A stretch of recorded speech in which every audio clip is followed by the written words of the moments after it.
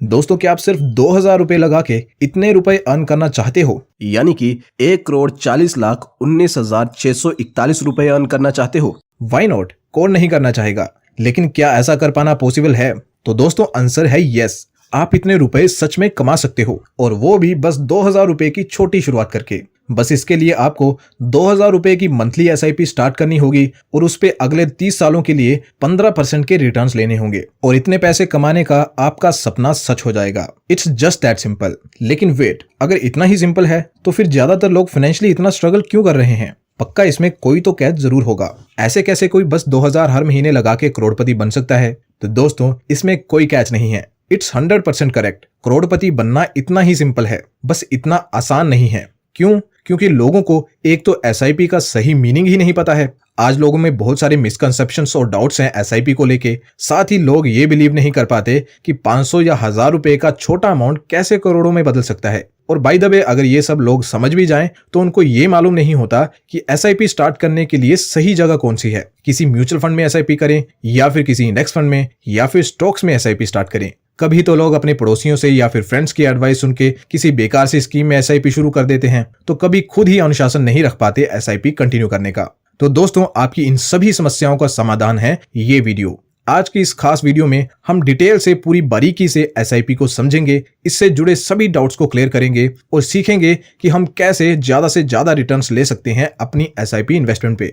और दोस्तों, आज मैं आपको एसआईपी करने का एक ऐसा तरीका बताऊंगा कि जैसा शायद ही पहले आपको किसी ने बताया हो। ये एक ऐसा सिस्टम है जिससे आपको अपनी इन्वेस्टमेंट पे दो तरह से रिटर्न्स मिलेंगे। यानी कि जैसे आमतौर पर हमें किसी म्यूचुअल फंड में इन्वेस्ट करने पे एक ही तरह से रिटर्न्स मिलते हैं जब म्यूचुअल फंड्स की एनएवी इंक्रीज होती है, लेकिन इस तरीके से आपको दो तरह के रिटर्न्स मिलेंगे, यानी कि आपका दो तरफा फायदा होगा, जिसे कि हम जल्दी ही आगे डिस्कस करेंगे। और एक इंपॉर्टेंट बात यह भी कि इस वीडियो में मैं आज आपको अपनी फेवरेट कंपनी एप्पल के शेयर्स गिफ्ट करूंगा, और इस गिफ्ट को आप कैसे पा सकते हो मैं वीडियो में कहीं भी बता सकता हूं, इसलिए वीडियो को पूरा देखना, स्किप मत करना। तो दोस्तों, अब हम सबसे पहले एसआईपी को डिटेल से समझेंगे और कैसे इसमें नॉर्मल इन्वेस्टमेंट यानी लमसम इन्वेस्टमेंट से ज्यादा रिटर्न्स मिलते हैं ये भी देखेंगे। और ये सब हम एज ऑलवेज एग्जांपल्स के थ्रू समझेंगे, जिससे कि आप इजीली सब कुछ समझ पाओ। तो दोस्तों, मान लो कि एक गेहूं का व्यापारी है। तो जैसे कि आप जानते ही हो कि एक व्यापारी का क्या काम होता है, सस्ते दाम पर किसानों से गेहूं खरीदना और फिर उसे एयर टाइट कमरे में स्टोर करके रखना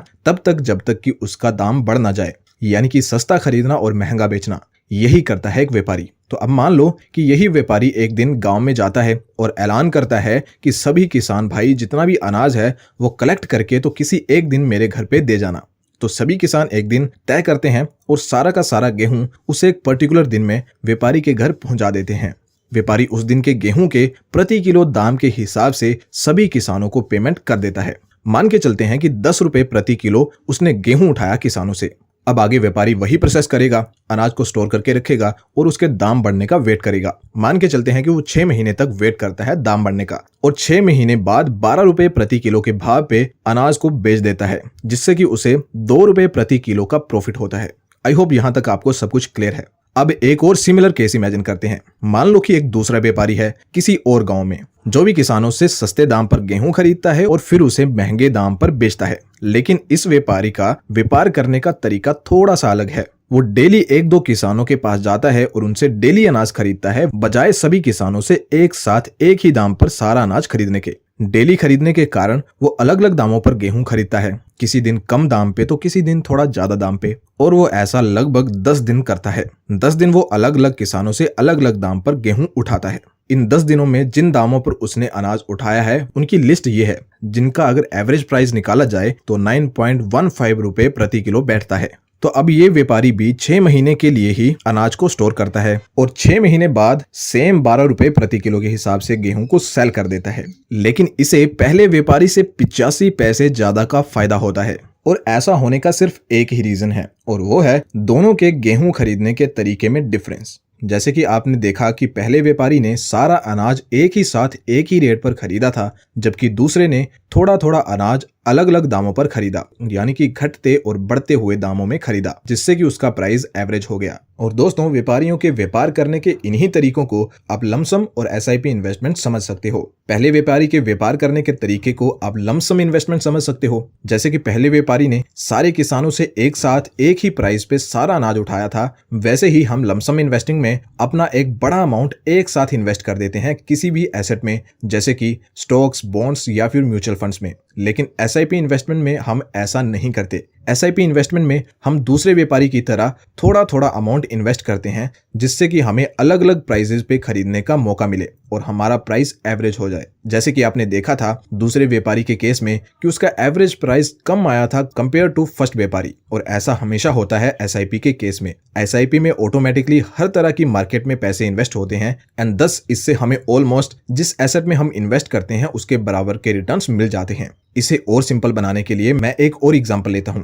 मान लो कि आप एक म्यूचुअल फंड में एसआईपी स्टार्ट करते हो जिसकी एनएवी 100 रुपए की है, तो पहले महीने आपके पैसे 100 रुपए के हिसाब से इन्वेस्ट हो जाएंगे। नेक्स्ट मंथ उसी फंड की एनएवी अगर बढ़कर 101 रुपए हो जाती है तो आपके पैसे 101 रुपए के हिसाब से इन्वेस्ट हो जाएंगे, और अगर उसके नेक्स्ट मंथ एनएवी घटकर 98 रुपए पे आ जाती है तो आपके पैसे 98 रुपए के हिसाब से इन्वेस्ट होंगे, और ऐसा चलता रहेगा। ना तो आपको मार्केट के टूटने का कोई खतरा होगा और ना ही ऊपर जाने पे आपको फियर ऑफ मिसिंग आउट महसूस होगा। लेकिन लमसम इन्वेस्टिंग के केस में ऐसा नहीं होता। लमसम इन्वेस्टिंग में आपका सही होना बहुत इंपॉर्टेंट होता है, क्योंकि अगर आपको अच्छे रिटर्न्स लेने हैं इन दिस केस तो आपको सस्ती मार्केट में पैसे इन्वेस्ट करने होंगे, और मार्केट को प्रेडिक्ट करना कि मार्केट कब सस्ता है या फिर कम महंगा एक खुद में ही बहुत मुश्किल टास्क है। तो दोस्तों आई होप कि अब तक आप एसआईपी क्या होती है इसे अच्छे से समझ गए होंगे।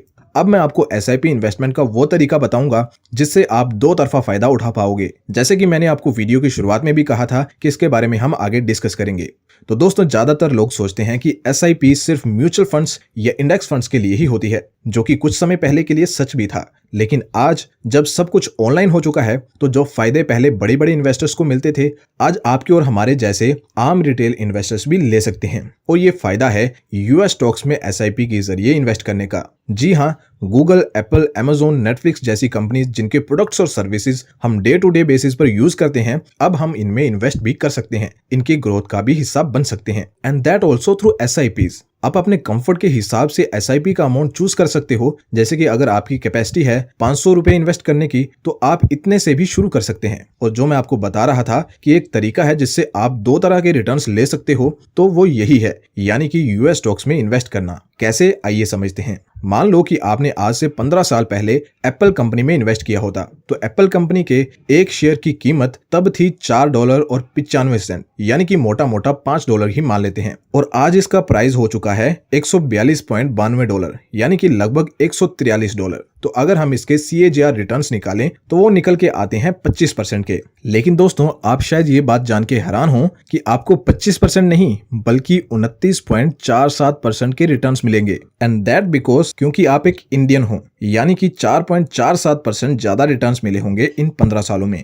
कैसे, आइए डिटेल से समझते हैं। आज से 15 साल पहले यानी 2007 में $1 की कीमत लगभग 41 रुपए के आसपास थी, लेकिन आज $1 की कीमत बढ़कर 79 रुपए हो चुकी है, यानी कि डॉलर एप्रिशिएट हुआ है, या फिर आप ऐसे भी कह सकते हो कि rupee in comparison to dollar depreciate हुआ है। और इस रूपी डेप्रिसिएशन का फायदा भी आपको यूएस स्टॉक्स में इन्वेस्ट करने से मिलता है। डॉलर 4.47% के रेट ऑफ रिटर्न से बढ़ा है पिछले 15 सालों में। दैट इज वाई मैं कह रहा था कि आपको एप्पल कंपनी में इन्वेस्ट करने से एक्स्ट्रा 4.47% का रिटर्न मिलता है, एक इंडियन होने की वजह से। तो दोस्तों अब ये सब दिमाग में रखते हुए मान लो कि आप यूएस की टॉप कंपनीज का एक पोर्टफोलियो बनाते हो, जैसे कि Amazon, Google, Apple, Tesla, Microsoft, Netflix, Facebook and Adobe जैसे शेयर्स के, जिनके आप पिछले 15 सालों का रिटर्न्स भी देख सकते हो। और अगर इन रिटर्न्स का एवरेज निकाला जाए तो वो निकल के आएगा लगभग 25%। तो मान लो कि अब आप इन कंपनीज में नेक्स्ट 30 सालों के लिए इन्वेस्ट करने का प्लान करते हो, और नेक्स्ट 30 ईयर्स के लिए